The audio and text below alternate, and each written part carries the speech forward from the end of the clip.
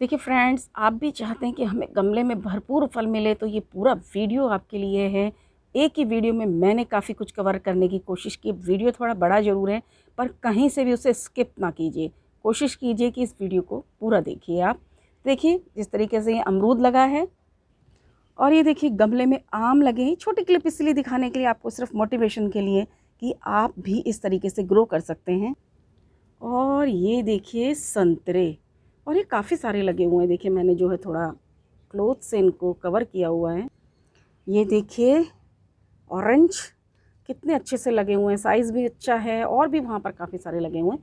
इस पूरे वीडियो में मैं कंप्लीट इन्फॉर्मेशन दूंगी कि किस तरीके से क्या क्या चीज़ें जिन्हें आपको ध्यान रखना है गमले में फ्रूट प्लांट को ग्रो करने के लिए। बहुत सारी इंपॉर्टेंट चीज़ें हैं, वीडियो को पूरा देखें। Hello friends, welcome to my YouTube channel. देखिए आज मेरा जो टॉपिक है वो है कि फ्रूट प्लांट्स अगर हम गमले में लगाने जा रहे हैं तो कुछ बेसिक चीज़ें हैं, इंपॉर्टेंट टिप्स हैं, उनका हम ध्यान रखें तो हम गमले में फ्रूटिंग ले सकते हैं।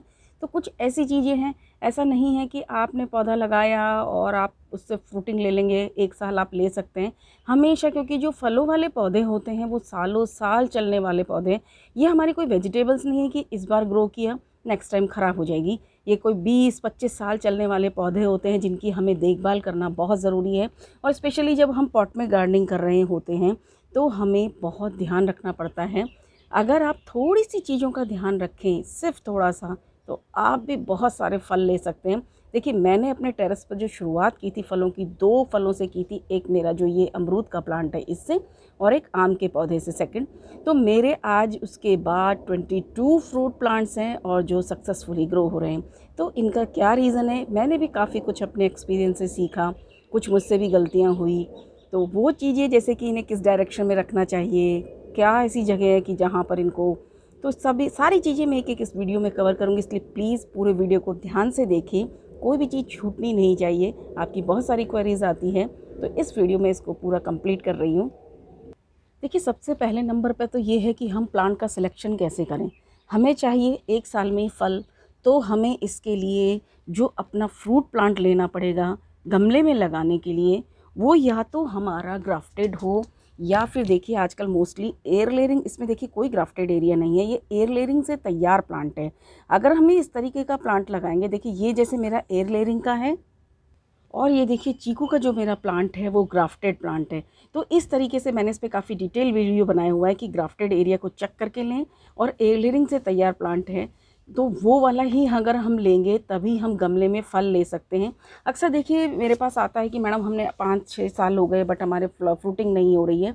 तो देखिए अगर आप ग्राफ्टेड या एयर लेयरिंग से तैयार प्लांट लेंगे तो आपके यहाँ फ्रूटिंग होगी। अगर आप बीज से लगा हुआ पौधा लगाएंगे तो फ्रूटिंग में 5 साल 10 साल या ना भी फ्रूटिंग हो, इसके कोई चांसेस नहीं है। तो इसलिए आप इस चीज़ का पहले नंबर पे तो आप ये ध्यान रखना है आपको। और देखिए कुछ प्लांट होते हैं जो कटिंग से ग्रो होते हैं। देखिए जैसे अंगूर की बेल होती है वो कटिंग से, अंजीर है, शहतूत है, ये कटिंग से भी लगते हैं। तो इसलिए आपको मैंने इस पर भी काफ़ी ऐसे वीडियो डाले हुए हैं, आप देख सकते हैं। अब हम सेकंड नंबर पर आते हैं, हमारा पॉट का साइज़। जब भी हम गमले में प्लांट को ग्रो कर रहे हैं तो हम अपने पॉट के साइज़ पर ध्यान देना बहुत ज़रूरी है। ऐसा नहीं कि आप छोटे से गमले में आप लगा दें और आप सोचेंगे आपको फ्रूटिंग मिल जाएगी, नहीं। आपको मिनिमम 16 इंच का पॉट लेना होगा। इसके बारे में भी काफ़ी डिटेल्ड में डला हुआ है, और नहीं तो मैं कभी काफ़ी इस पर डिटेल में और वीडियो बनाऊंगी। अभी मैं सिर्फ आपको मेन बता रही हूँ कि आप जब लगा रहे हैं तो ये चीज़ का भी आपको ध्यान रखना। नेक्स्ट हमारा आता है ड्रेनेज सिस्टम।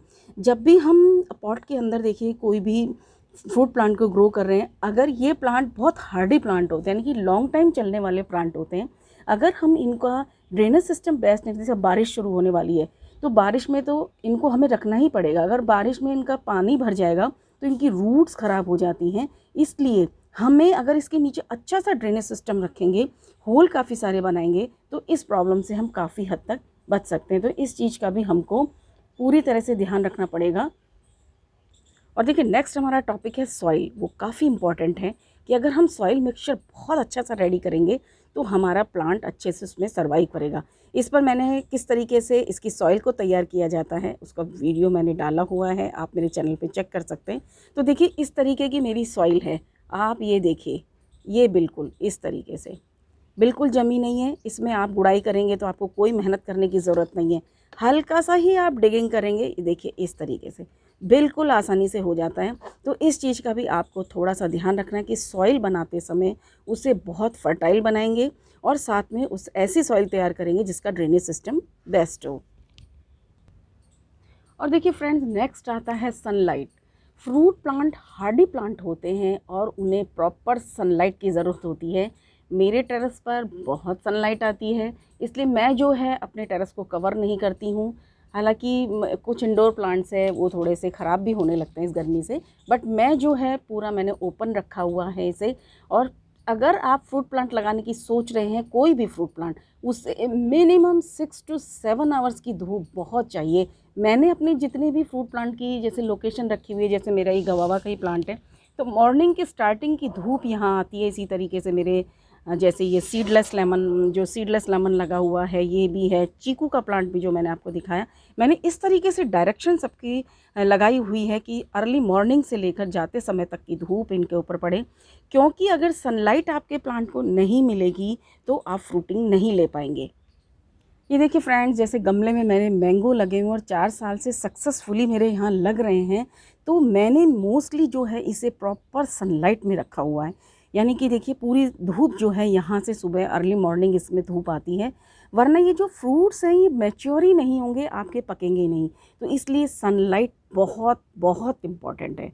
अगर आपके यहाँ 6 से 7 घंटे की इन्हें प्रॉपर धूप मिलेगी तभी आपके यहाँ फ्रूटिंग होगी, वरना होगा क्या कि आपके यहाँ प्लांट तो लग जाएगा, अच्छा ग्रीन भी रहेगा, हरा भरा रहेगा, बट इसे आप सोच रहे हैं आपकी बालकनी में अगर आपके यहाँ धूप आती है तभी आप इस स्टेप को लें, क्योंकि वरना आप सोचिए आपने प्लांट लगाया और आपके यहाँ फ्रूटिंग नहीं हो पाएगी।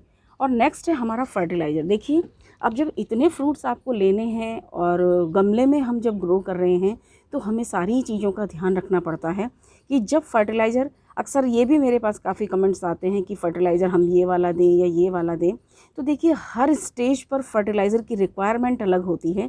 जैसे कि मेरे इस आम के ही मैं एक छोटा सा टॉपिक आपको लेकर बता रही हूँ। आप जानते हैं कि आम में जनवरी एंड में या फरवरी में जो बोर आना स्टार्ट होती है, यानी कि जब बोर आने वाली होती है तो आप जानते हैं कि न्यू ब्रांचेस निकलेंगी और उसके बाद इसमें होता क्या है कि इसे काफ़ी नाइट्रोजन की ज़रूरत होती है। तो उस समय हम जो है रूट फिलिंग का काम करते हैं, इसकी मिट्टी की खुदाई करके और इसके अंदर अच्छे से कंपोस्ट वगैरह देते हैं। तो उस समय जो हमें फर्टिलाइज़र देना है वो हमें वर्मी कंपोस्ट देना है या काउडंग मैन्योर ऐड करना है। उसके बाद जब इसमें बोर आना स्टार्ट होती है या फिर उसके बाद उसमें छोटे छोटे मटर के दाने के जैसे फ्रूट लगना स्टार्ट होते हैं, उसके बाद उसमें जो अलग अलग स्टेजेस आती है उस पर हमें अलग अलग जो है फर्टिलाइज़र की रिक्वायरमेंट होती है। तो देखिए, और ये इसलिए फर्टिलाइज़र का भी हमें इम्पॉर्टेंट एक रोल है हमारा, उसे ध्यान रखना पड़ेगा। और दूसरा है स्प्रे, यानी कि देखिए फ्रूट प्लांट पर वैसे बहुत ज़्यादा इस तरीके का अटैक नहीं होता है कि जैसे अभी आम का पेड़ लगा हुआ, इस पर कोई डिजीज़ का अटैक नहीं होता है।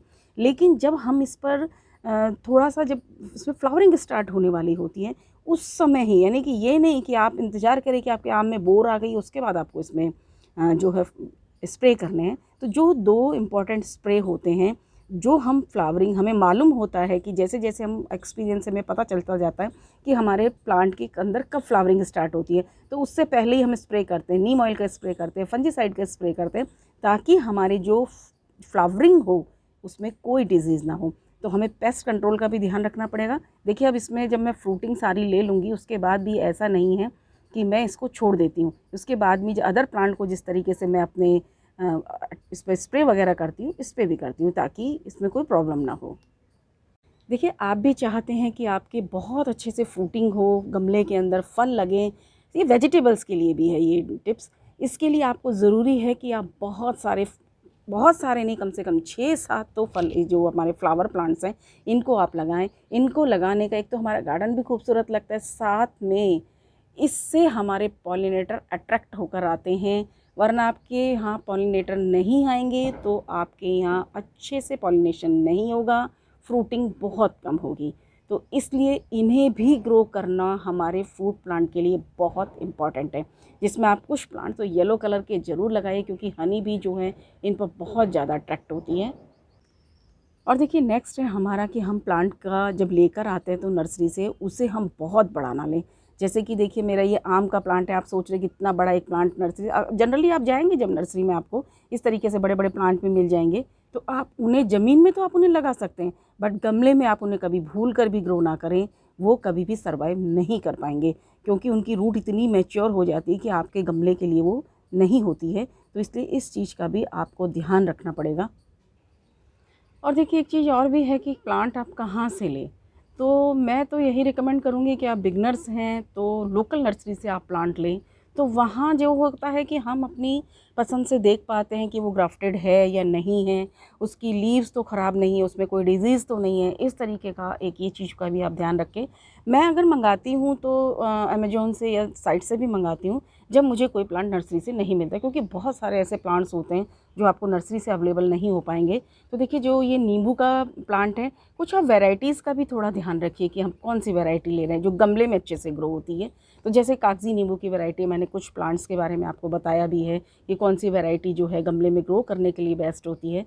तो इस चीज़ का भी थोड़ा सा हमको जो है ध्यान रखना पड़ेगा कि कौन सी वैरायटी जो होती है, कुछ वैरायटी होती हैं जो गमले में आसानी से ग्रो नहीं होती है या हमें उसका अच्छा रिज़ल्ट नहीं मिलता है। तो नींबू के लिए जैसे कागजी है, या जो हमारा अनार का प्लांट है उसके लिए हम भगवा गणेश ले सकते हैं। अगर हम केले का पौधा लगाना चाहते हैं तो G9 वैरायटी ले सकते हैं। तो इस तरीके की आप थोड़ी सी वैरायटी का भी ध्यान रखिए। तो आपको अगर लोकल नर्सरी में प्लांट नहीं मिलता या आप ऐसी जगह रहते हैं आपके आसपास नहीं है, तो आप साइट नर्सरी की साइट से भी मंगा सकते हैं। वरना आप, मैं रिकमेंड यही करूँगी कि आप लोकल नर्सरी में अच्छे से प्लांट को जो है चेक करके लीजिए।